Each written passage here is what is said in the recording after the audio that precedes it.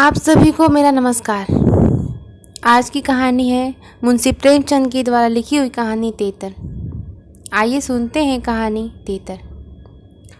आखिर वही हुआ जिसकी आशंका थी, जिसकी चिंता में घर के सभी लोग विशेषतः प्रसूता पड़ी हुई थी। तीनों पुत्रों के पश्चात कन्या का जन्म हुआ। माता सौर में सूख गई, पिता बाहर के आंगन में सूख गए और वृद्ध माता और स्वर द्वार पर सूख गई। अनर्थ, महाअनर्थ, भगवान ही कुशल करे हो तो। यह पुत्री नहीं राक्षसी है।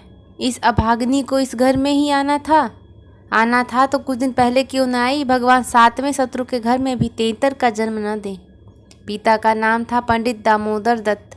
शिक्षित आदमी थे, शिक्षा विभाग ही में नौकर भी थे, मगर इस संस्कार को कैसे मिटा देते जो परंपरा से हृदय में समाया हुआ था कि तीसरे बेटे की पीठ पर होने वाली कन्या अभागिनी होती है, या पिता को लेती है, या पिता को या माता को। अपनी वृद्धा माता लगी नवजात कन्या को पानी पी पी कर कोसने। कलमुही है, कलमुही, न जाने क्या करने आई है यहाँ। किसी बाज के घर जाती तो उसके दिन फिर जाते।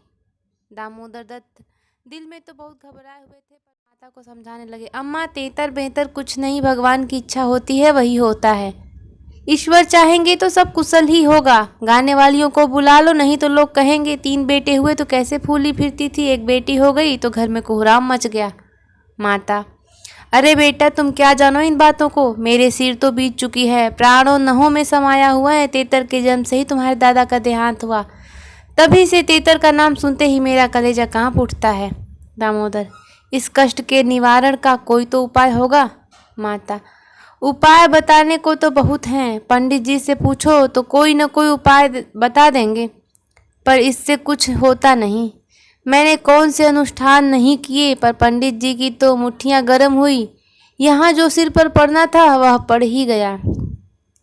अब टके के पंडित रह गए हैं। जजमान मरे या जिए उनकी बला से उनकी दक्षिणा मिलनी चाहिए धीरे से। लड़की दुबली पतली भी नहीं है, तीनों लड़कों से हष्ट पुष्ट है। बड़ी बड़ी आंखें हैं, पतले पतले लाल लाल होंठ हैं जैसे गुलाब की पत्ती, गोरा चिट्टा रंग है, लंबी सी नाक। कलमुही नहलाते समय रोई भी नहीं, टुकर टुकर ताकती रहे। यह सब लक्षण कुछ अच्छे थोड़े ही हैं। दामोदर दत्त के तीनों लड़के सांवले थे, कुछ विशेष रूपवान भी न थे। लड़की के रूप का बखान सुनकर उनका चित्त कुछ प्रसन्न हुआ। बोले, अम्मा जी तुम भगवान का नाम लेकर गाने वालियों को भुला भेजो। गाना बजाना होने दो, भाग्य में जो कुछ है वह तो होगा ही। माता जी तो हुलसता नहीं, क्या करूं। दामोदर, गाना न होने से कष्ट का निवारण तो होगा नहीं कि हो जाएगा। अगर इतने सस्ते जान छूटे तो न कराओगा। माता, बुलाए लेती हूँ बेटा, जो कुछ होना था वह तो हो गया। इतने में दाई ने सौर में से पुकार कर कहा, बहू जी कहती हैं गाना वाना कराने का काम नहीं है। माता, भला उनसे कहो चुप बैठी रहे, बाहर निकलकर मनमानी करेंगी। 12 ही दिन है, बहुत दिन नहीं है। बहुत इतराती फिरती थी, यह न करूँगी वह न करूँगी। देवी क्या है, मर्दों की बात सुनकर वही रट लगाने लगी थी। तो अब चुपके से बैठती क्यों नहीं। मैं तो तेतर को अशुभ नहीं मानती, और यह सब बातों में मेमों की बराबरी करती है तो इस बात में भी करे। यह कहकर माता जी ने नाइन को भेजा कि जाकर गाने वालियों को बुला ला, पड़ोस में भी कहती जाना। सवेरा होते ही बड़ा लड़का सोकर उठा और आंखें मलते हुए जाकर दादी से पूछने लगा, बड़ी अम्मा कल अम्मा को क्या हुआ। माता, लड़की तो हुई है। बालक खुशी से उछल कर बोला, ओहो पैजनिया पहनकर छुमक छुमक कर छुन छुन चलेगी, जरा मुझे दिखा दो दादी जी। माता, अरे क्या शोर में जाएगा, पागल हो गया है क्या। लड़के ने उत्सुकता न मानी, शौर के द्वार पर जाकर खड़ा हो गया और बोला, अम्मा जरा बच्ची को मुझे दिखा दो। दाई ने कहा, बच्ची अभी सोती है। बालक, जरा दिखा दो गोद में लेकर। दाई ने कन्या उसे दिखा दी तो वह दौड़ता हुआ अपने छोटे भाइयों के पास पहुंचा और उन्हें जगह जगह कर खुशखबरी सुनाई। एक बोला, नन्ही सी होगी। बड़ा, बिल्कुल नन्ही सी, जैसे गुड़िया, ऐसी गोरी कि क्या साहब की लड़की होगी। वह यह मैं लूँगा। सबसे छोटा बोला, हमको भी दिखा दो। तीनों लड़के मिलकर लड़की देखने आए और वहाँ से बगल बजाते उछलते कूदते बाहर आए। बड़ा, देखा कैसी है। मंझला, कैसी आंखें बंद किए पड़ी थी। छोटा, हमें तो देना। बड़ा, खूब द्वार पर बारात आएगी, हाथी घोड़े बाजे आतशबाजी। मंझला और छोटा ऐसे मगन हो रहे थे मानो वह मनोहर दृश्य आंखों के सामने है। उनके सरल नेत्र मनोल्लास से चमक रहे थे। मंझला बोला, फुलवारियाँ भी होंगी।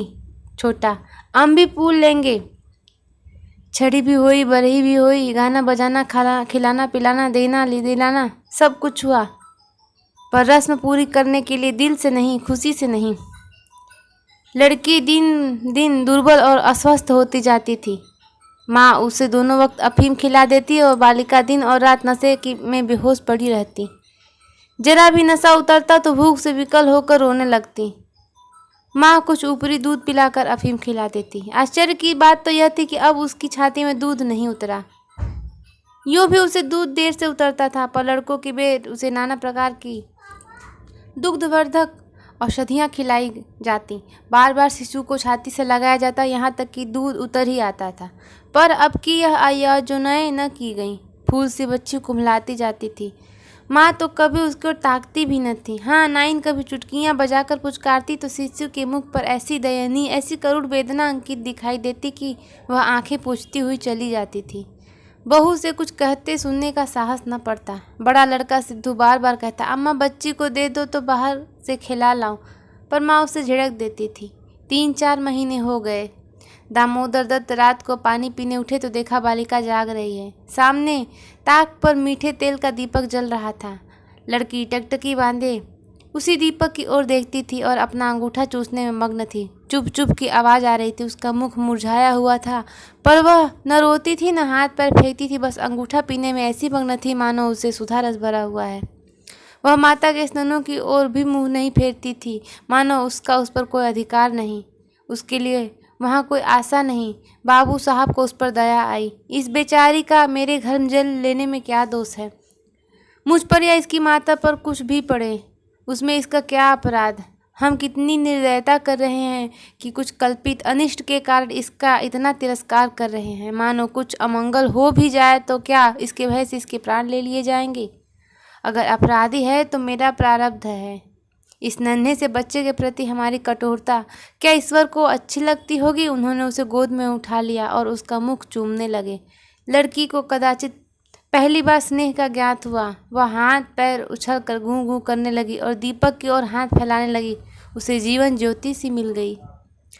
प्रातःकाल दामोदर दत्त ने लड़की को गोद में उठा लिया और बाहर लाई। स्त्री ने बार बार कहा, उसे वहीं पड़ी रहने दो। कौन सी बड़ी सुंदर है अभागिन, दिन रात तो प्राण खाती रहती है, मर भी नहीं जाती कि जान छूट जाए। किंतु दामोदर दत्त ने न माना। उसे बाहर लाए और अपने बच्चों के साथ बैठकर खिलाने लगे। उनके मकान के सामने थोड़ी सी जमीन पड़ी हुई थी। पड़ोस के किसी आदमी की एक बकरी उसमें आकर चरा करती थी। इस समय भी वह चर रही थी। बाबू साहब ने बड़े लड़के से कहा, सिद्धू जरा उस बकरी को पकड़ो, इसे दूध तो पिलाए, शायद भूखी है बेचारी। देखो तुम्हारी नन्ही सी बहन है ना, इसे रोज हवा में खिलाया करो। सिद्धू को दिल लगी हाथ आई। उसका छोटा भाई भी दौड़ा। दोनों ने घेर कर बकरी को पकड़ लिया, उसके कान पकड़े हुए सामने लाए। पिता ने शिशु का मुख बकरी के थन में लगा दिया। लड़की चुबनाने लगी और एक क्षण में दूध की धार उसके मुंह में जाने लगी, मानो टिमटिमाते दीपक में तेल पड़ जाए। लड़की का मुंह खिल उठा। शायद आज पहली बार उसकी क्षुधा तृप्त हुई थी। वह पिता की गोद में हुमक हुमक कर खेलने लगी। लड़कों ने भी उसे खूब नचाया कुदाया। उस दिन से सिद्धू को मनोरंजन का एक नया विषय मिल गया था। लड़कों से तो बहुत प्रेम होता है। अगर किसी घोंसले वाले में चिड़ियों का बच्चा देख जाएं तो बार बार वहां जाएंगे। देखेंगे कि माता बच्चे को कैसे दाना चुगाती है, बच्चा कैसे चोंच खोलता है, कैसे दाना लेते समय परों को फड़फड़ाकर चें चें करता है। आपस में बड़े गंभीर भाव से उसकी चर्चा करेंगे। अपने साथियों को ले जाकर उसे दिखलाएंगे। सिद्धू ताक में लगा देता। कभी दिन में 2-2 3-3 बार पिलाता। बकरी को भूसी चोकर खिलाकर ऐसा परचा दिया कि वह स्वयं चोकर के लोभ में चली आती और दूध देकर चली जाती। इस भांति को 1 महीना गुजर गया। लड़की हष्ट पुष्ट हो गई। मुख पुष्प के समान विकसित हो गया। आंखें जग उठी। शिशु काल की सरल आभा मन को हारने लगी। माता उसको देख देख कर चकित होती थी। किसी से कुछ कह तो न सकती थी, पर दिल में आशंका होती कि वह मरने की नहीं, हम ही लोगों के सिर जाएगी। कदाचित ईश्वर उसकी रक्षा कर रहे हैं, तभी तो दिन दिन निखरती जाती है, नहीं अब तक ईश्वर के घर पहुंच गई होती। मगर दादी माता से कहीं ज़्यादा चिंतित थी। उससे भ्रम होने लगा कि वह बच्चों को खूब दूध पिला रही है, सांप को पाल रही है। शिशु की ओर आंख उठाकर भी न देखती, यहाँ तक कि जब एक दिन कह बैठी, लड़की का बड़ा छोह करती हो। हाँ भाई, माँ हो कि नहीं, तुम न छोह करोगी तो कौन करेगा। अम्मा जी, ईश्वर जानते हैं मैं इसे दूध पिलाती हूँ। अरे मैं मना थोड़ी ही करती हूँ, मुझे क्या गरज पड़ी है कि मुफ्त में अपने ऊपर पाप लूँ, कुछ मेरे सिर तो जाएगी नहीं। अब आपको विश्वास ही न आए तो क्या करें। मुझे पागल समझती हो, वह हवा पी पी कर ऐसी हो रही है। भगवान जाने अम्मा, मुझे तो अचरज होता है। बहू ने बहुत निर्दोषिता जताई, किंतु वृद्धा सास को विश्वास न आया। उसने समझा वह मेरी शंका को निर्मूल समझती है, मानो मुझे इस बच्ची से कोई बैर है। उसके मन में यह भाव अंकुरित होने लगा कि इसे कुछ हो जाए तब यह समझे कि मैं झूठ नहीं कहती थी। वह जिन प्राणियों को अपने प्राणों से भी अधिक समझती थी, उन्हीं लोगों के अमंगल कामना करने लगी, केवल इसलिए कि मेरी शंकाएं सत्य हो जाएं। वह यह तो नहीं चाहती कि कोई मर जाए, पर इतना अवश्य चाहती थी किसी बहाने से मैं चेता दूं कि देखा, तुमने मेरा कहा न माना, यह उसी का फल है। उधर सास की ओर से ज्यों ज्यों यह द्वेष भाव प्रकट होता था, बहू का कन्या के प्रति स्नेह बढ़ता था। ईश्वर से मनाती रहती, किसी भांति 1 साल कुशल से कट जाए तो इनसे पूछती। कुछ लड़की का भोला भोला चेहरा, कुछ अपने पति का वात्सल्य प्रेम देखकर उसे भी प्रोत्साहन मिलता था। विचित्र दशा हो रही थी, न दिल खोलकर प्यार ही कर सकती थी, न संपूर्ण रीति से निर्दय होते ही बनता था, न हंसते बनता था, न रोते। इस भांति 2 महीने और गुजर गए और कुछ अनिष्ट न हुआ। तब तो वृद्धा सास के पेट में चूहे दौड़ने लगे। बहू को 2-4 दिन ज्वर भी नहीं आता कि मेरी शंका मर्यादा रह जाए। पुत्र भी किसी तरह बैलगाड़ी पर नहीं गिर पड़ता, न बहू के मैके से ही किसी के स्वर्गवास की सुनवानी आती है। एक दिन दामोदर दत्त ने खुले तौर पर कह दिया कि अम्मा, यह सब ढकोसला है। 73 लड़कियां क्या दुनिया में होती ही नहीं, तो यह सबके माँ बाप भी मर जाते हैं। अंत में उसने अपनी शंकाओं का यथार्थ सिद्ध करने का एक तरकीब सोच निकाली। एक दिन दामोदर दत्त स्कूल से आए तो देखा अम्मा जी खाट पर अचेत पड़ी हुई हैं। स्त्री अंगीठी में आग रखे उनकी छाती सेक रही और कोठरी द्वार और खिड़कियां बंद है। घबरा कर कहा, अम्मा जी क्या दशा है।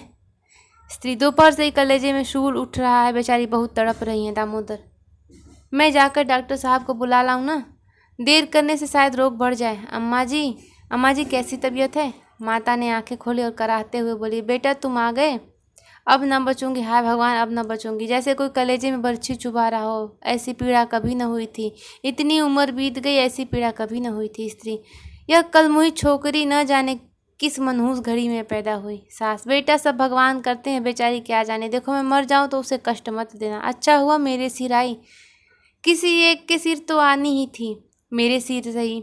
हाय भगवान, अब न बचूंगी। दामोदर, जाकर डॉक्टर बुला लाऊं। अम्मा, अभी लौट आता हूँ।